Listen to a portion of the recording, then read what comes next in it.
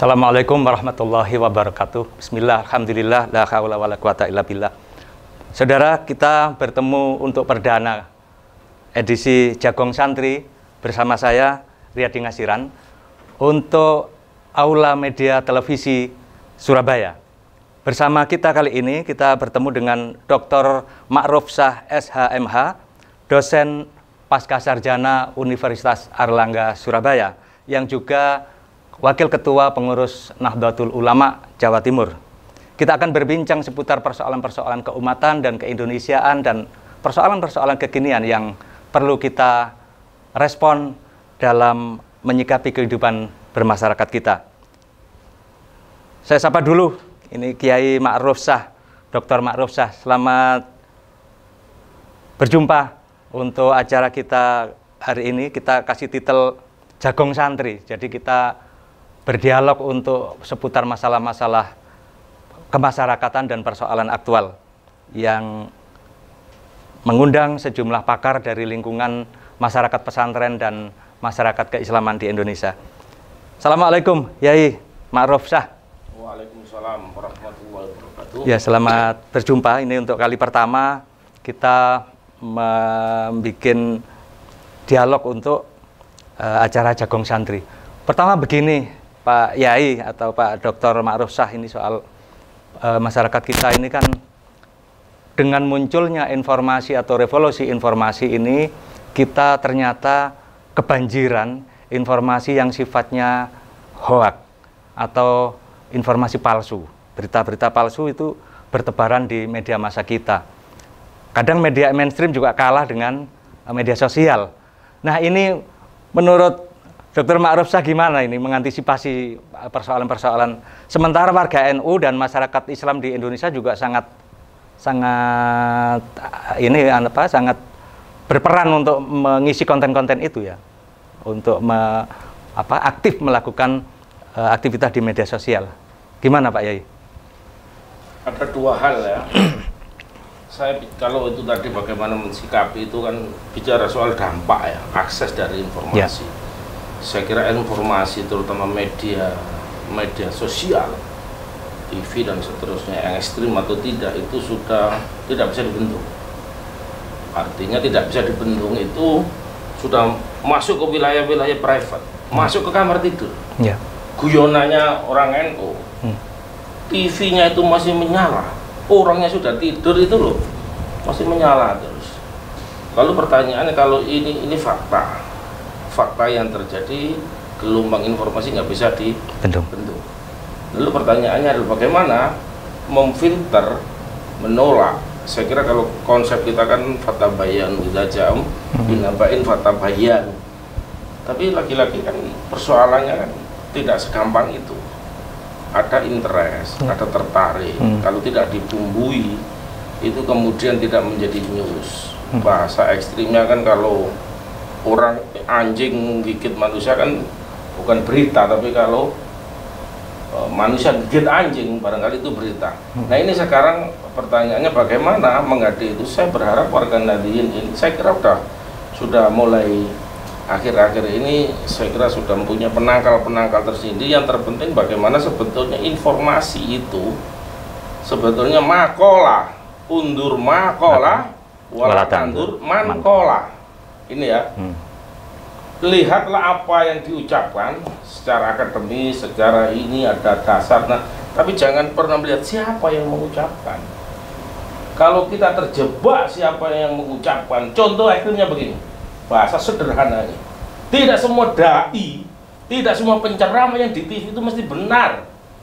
Saya harus sering sampaikan di mana-mana, undur makola, wala tandur mankola. Saya kira itu. Jadi kemudian menjadi selebritis, menjadi ini dan ini menjadi rujukan, menjadi ini kita harus hati-hati apalagi dalam bingkai-bingkai keagamaan. Akhirnya kan jangan sampai hate speech itu kemudian muncul. Ya, persoalannya kan begini, informasi atau revolusi dunia informasi itu nggak bisa dibendung. Sementara kita ini tidak semua melek literasi, artinya informasi bisa saja diterima dengan mudah. Sementara seharusnya person-person yang punya wawasan itu menyaring dan sebagainya soal informasi yang diterimanya, tidak langsung kemudian misalkan di grup-grup WA langsung di share atau dibagikan. Ini persoalannya saya kira. Jadi saya setuju ketika kita ngeritik ya, misalkan mohon maaf, misalkan ini soal informasi atau hiburan lah, itu beritanya kok begitu-begitu aja. Misalkan sinetron lah, sinetron Indonesia itu kalau nggak nangis orang kaya, kemudian marah-marah, percekcokan rumah tangga, tapi tidak pernah ada yang tahu itu kerjanya apa, kok masih muda punya mobil, punya kerja opo gitu loh. Kira-kira itu kemudian ditampil. Lalu pertanyaannya nggak kritis, loh kamu tuh jangan kritik toh, gawi yo sinetron yang berkualitas. Nah kira-kira itu gambarannya kira-kira itu. Lalu dengan menghadapi ini, saya kira aula media televisi itu menjadi solusi. Biar ada pilihan, masyarakat itu boleh memilih warga Nadien. Lalu kalau saya dilarang-larang nanti nggak bisa, loh aku nggak ada channel lain. Saya mau channel apa misalkan, mohon maaf, game, media, hampir hasil riset terbaru. Anak-anak kita umur SMP lah, kelas-kelas SMP, menghabiskan waktu 4-5 jam dalam sehari, dia harus di depan medsos.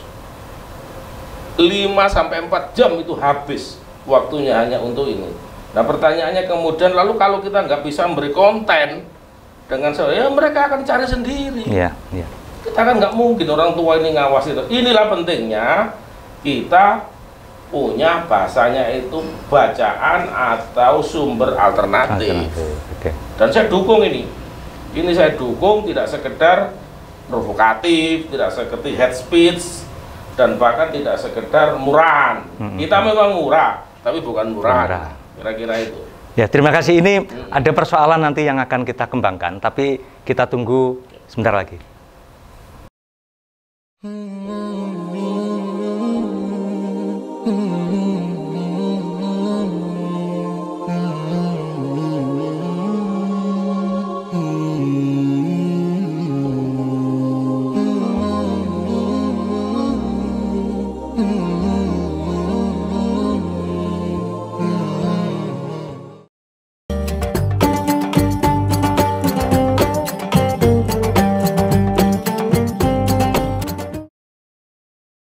Jagongan Santri, sajian khusus Aula Media TV, dan kita masih bersama Dr. Ma'ruf Syah, SH.MH, dalam dialog soal media sosial dan problematika masyarakat kita sekarang. Pak Dr. Ma'ruf, tadi itu kita mengingatkan bahwa masyarakat kita ini sudah lebih dahulu didahului oleh revolusi informasi, sementara kesadaran literasi itu kurang. Kita bisa melihat fakta-fakta bahwa anak-anak kita itu menjadi generasi rebahan sekarang. Bagaimana ini kenyataan ini? Saya kira pertama, kehadiran medsos ini kan seperti pisau bermata dua ya, bisa positif, bisa negatif, bisa maslahat, bisa madharat, tergantung siapa yang menggunakan. Artinya siapa yang ini tool, ini alat. Nah terhadap anak-anak didik kita yang terutama usia dini atau masih kecil itu harus didampingi. Lalu pertanyaannya, apakah ada waktu orang tua mendampingi itu? Kalau didampingi, cara mendampingi, dan ini orang tua kita juga ini tantangan, harus siap berdialog. Ketika dalam perspektif anak-anak ini kemudian ada pertanyaan-pertanyaan, ini tidak boleh marah orang tua. Kenapa? Kalau marah dia nanti akan males dan tidak akan mau bertanya lagi kepada orang tuanya ketika menemukan sesuatu, apalagi yang menyangkut akidah, apalagi yang menyangkut ajaran Ahlussunnah wal Jamaah. Nah ini harus siap.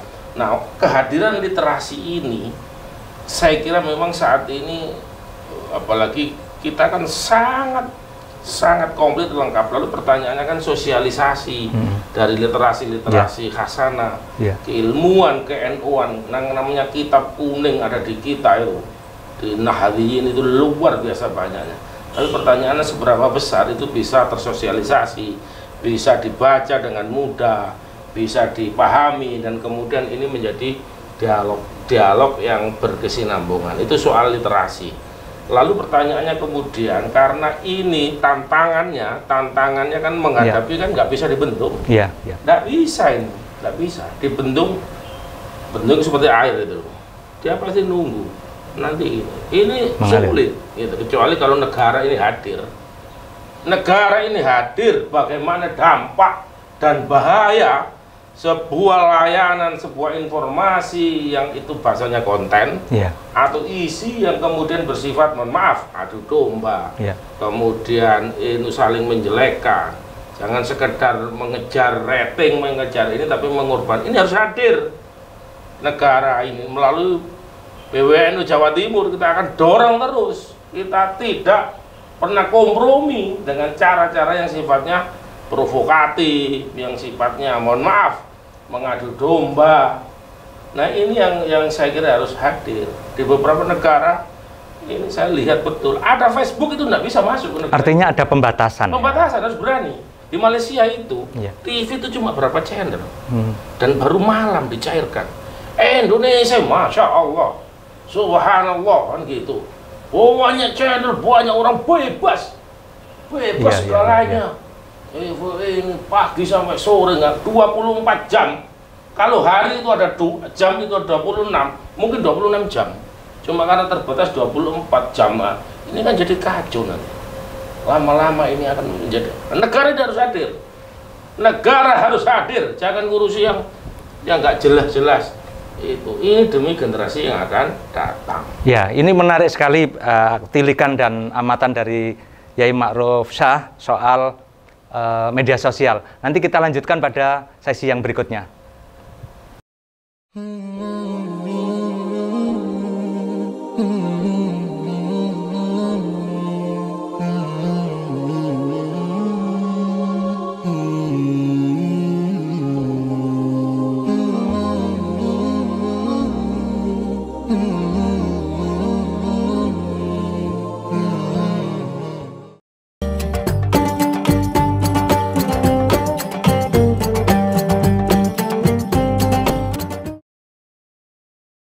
Saudara, kita masih bersama Jagong Santri, sajian khusus Aula Media Televisi, dan saat ini kita bersama Dr. Ma'ruf Syah yang berbicara soal media sosial dan problematika di tengah masyarakat kita.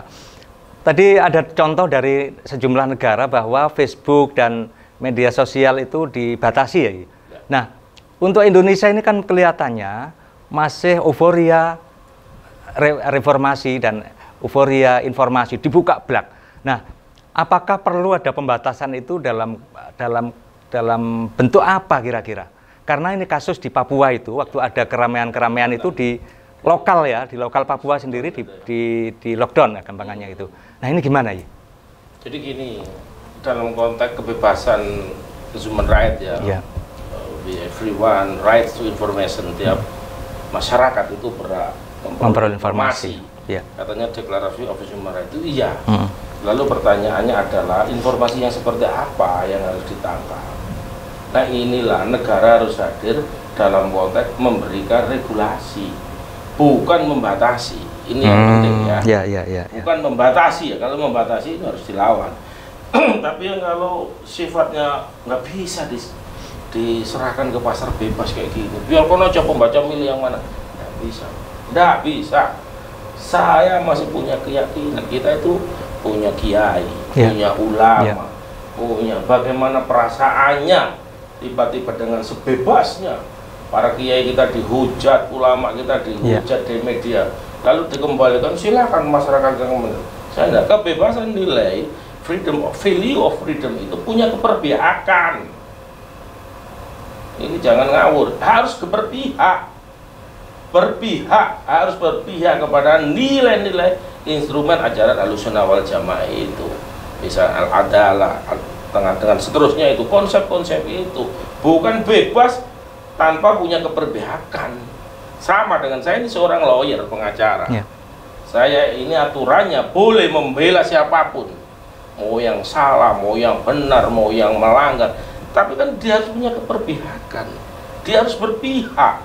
Nggak bisa kebebasan itu kemudian liar, kemudian liar tanpa kendali. Harus berpihak, Sama dengan seorang pengusaha mau eksploitasi alam sebesar-besarnya, silakan, silakan mau semuanya. Tapi lalu keberpihakannya adalah bagaimana dengan environmental, bagaimana dengan lingkungannya, bagaimana dengan kalau kita habiskan hari ini generasi kita ada. Nah, lalu pertanyaannya, lah kalau begini kan apa bisa kompetitif kan begitu? Apa bisa secepat itu mencari duit? Apa secepat itu? Nah, kira-kira kan itu. Ini perdebatan-perdebatannya kan saya kira ini harus kita suarakan terus. Sebagai aula media televisi harus berani menyuarakan ini sehingga rakyat ini ayo kita ajak bareng-bareng biar menjadi cerdas untuk menentukan pilihannya masing-masing. Nah, saya berpesan bagi yang anak-anak usia dini, harus didampingi oleh orang tua. Lalu orang tuanya kalau kerja, orang tuanya kalau shopping, orang tuanya kalau nggak pernah di rumah, lalu siapa yang dampingi ini? Inilah maksud saya bahayanya ini, negara hadir itu di situ bukan membatasi. Kalau kecuali kalau di negara saya beberapa memang tidak bisa dibuat buat perbandingan ya, tapi kan dia lihat Malaysia ada cuma berapa channel TV baru malam itu TV itu sedikit. Cina itu di Fuchao di sana, saya sebelum COVID itu saya di sana beberapa minggu itu saya lihat namanya Facebook nggak bisa blokir. Intinya saya begini, dari perdebatan ini medsos yang hadir dengan minimnya literasi secara ekonomis kita harus kritis. Siapa yang punya itu? Siapa yang paling diuntungkan dalam percaturan informasi global ini? Stiker kirim stiker itu kan paling seneng. Tapi katanya itu kena pulsa. Lu kita kirim terus. Hari ini kita lihat penghuni rumah kita ada 5, punya handphone 10. Semua pulsa, nggak ada. Saya pakai wifi Pak, wifi juga langganan. Siapa yang diuntungkan? Berapa ini? Memperoleh kekayaan dan sumbangsinya banyak orang NU kita karena warga kita mayoritas banyak. Nah, artinya apa? Kalau nggak ada fungsinya, kalau sifatnya anak-anak nggak ada gunanya, itu lalu apa sih manfaatnya buat begitu misalkan? Tapi kalau untuk pebisnis, saya kira itulah. Saudara, kita lanjutkan di segmen berikutnya. Sebenarnya sangat menarik ini ya.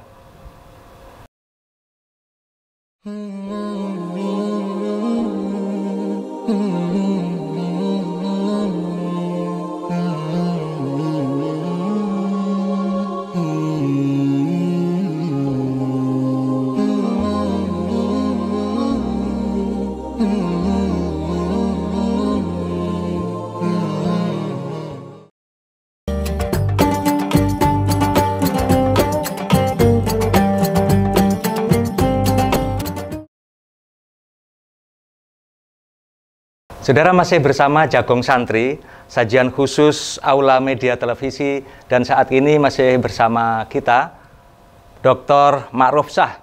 Ini pakar hukum yang kebetulan dosen pasca sarjana Universitas Airlangga Surabaya. Pak Dr. Ma'ruf, tadi kita sampai pada pembatasan media sosial di sejumlah negara ya. Nah, berarti kita perlu regulasi. Ini sebenarnya yang bagaimana ini?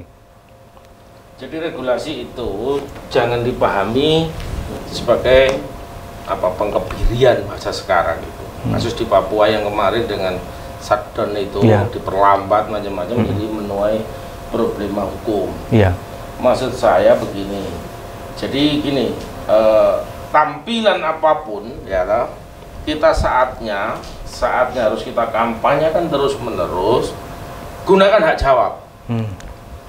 Jadi meskipun kita bebas dengan media sosial apapun, celotehan apapun, mau merusak apapun, kita dilindungi oleh undang-undang.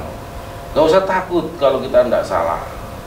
Misalkan undang-undang ITE memfasilitasi itu, meskipun undang-undang ITE ini bagian dari kepanjangan untuk memberangus undang-undang kebebasan informasi. Saya kira hadirnya ini, regulasi ini untuk melindungi warga sehingga tidak terjadi bentrok ini. Untuk apa? Dengan kebebasan informasi malah menimbulkan bentrok sosial, dan ini kan nggak bisa dihindari. Lalu bagaimana bila Anda, nah ini tip ya terakhir ini, tips, bila Anda kena, bila Anda mengalami hate speech, ujaran kebencian, bila Anda merasa dicemarkan melalui media sosial apapun namanya, karena ini subjektivitas ya, perorangan, orang yang tersinggung dan tidak tergantung orangnya, Anda bisa itu melaporkan kepada kepolisian. Saatnya lapor aja, tidak apa-apa, boleh pasal 27 misalkan, apalagi kalau yang berbau sara itu, jadi berbau sara hukumannya tinggi itu. Kalau keberatan dengan itu, gunakan ini. Biar apa? Biar ini regulasi ini apa ya, seiring dan seimbang, yang mana tidak kemudian saling menjatuhkan, saling merendahkan, dan ini biar buat pembelajaran bagi kita semua. Secara praktek bagaimana? Kami juga beberapa kali melaporkan. Anda bisa lihat di beberapa medsos. Saya pelapor, ya, pelapor kasus Sugi Nur atau Gus Nur itu. Saya ini pelapornya. Kalau mau mencari saya, ini saya pelapor. Diperiksa di kepolisian, di pengadilan diperiksa. Siap bertanggung jawab. Nah, kira-kira itu. Ini problemnya di kita gini, kiai-kiai kita yang kebetulan kena ujaran kebencian itu kan mudah memaafkan. Nah, ini apa jadi problem juga kalau media korban medsos, kalau dalam teori hukum itu kan klachtlich, kalau dalam bahasa Belanda delik aduan. Kalau nggak diadukan, mana tahu polisi. Kalau kita tidak mengadukan, mana tahu. Nah, itu artinya dia merasa tersinggung apa enggak, kan enggak ada yang tahu. Tapi cara-cara yang saya kira beradab itulah yang harus mengisi, menjadi penyeimbang. Jadi sebenarnya ada dua faktor melek ya. Tadi melek literasi, kemudian melek hukum. Betul. Karena kalau kebentur kasus kemudian kan harus sadar hukum dan melaporkan ke yang berwajib itu ya. Iya. Ya. Bagi warga Nahdliyin, kita punya namanya LPBH, Lembaga Penyuluhan Bantuan Hukum. Siap 24 jam. Kita protek, kita lindungi warga Nahdliyin, mau kiai, mau ustadz, mau warga, terutama bagi masyarakat yang tidak mampu. Silakan datang ke Lembaga Penyuluhan Bantuan Hukum PWNU. Ansor juga punya LBH, yang lain juga punya LBH, biar mereka ada kerjaan. Kalau nggak gitu kan ada kerjaan. Saudara masih dalam Jagong Santri, Anda berkesempatan untuk memberikan tanggapan pada berbagai media kami, berbagai media sosial kami, baik di Facebook dan Instagram maupun di media sosial yang lain, untuk memberikan tanggapan, dan kami akan memberikan jawaban untuk sebagai bagian dari proses mencerahkan di masyarakat kita. Akan kita lanjutkan di segmen berikutnya.